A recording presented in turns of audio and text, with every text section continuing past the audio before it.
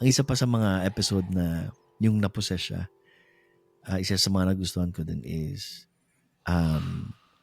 yung pag nag-exercise daw sila, usually nag-throw up sila eh.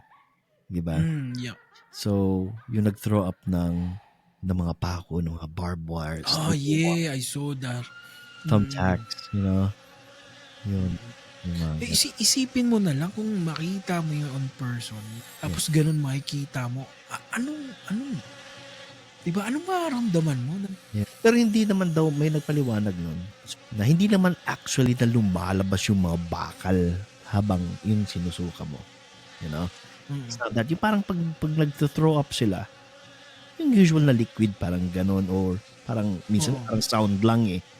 Pero pag lumabas na daw yun sa bibig mo at nahanginan na, dun siya mag-transform sa mga bagay na yun. Na mga, kasi yun daw yung mga nilagay, yung mga kinulam yun eh, di ba? Or binarang. Iba naman to. Ano naman to, mga kulam. Yeah.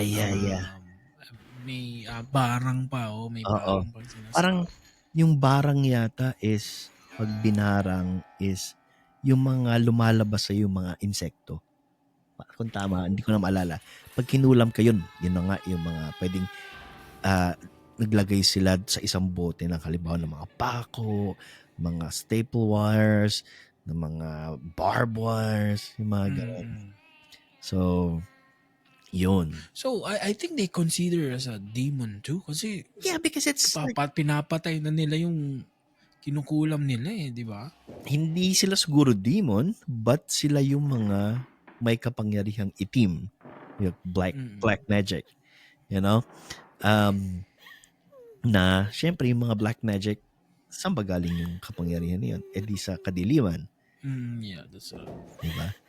So, mayaman tayo sa ganyan eh. Kaya, very interesting yung culture natin. Tito's Talk.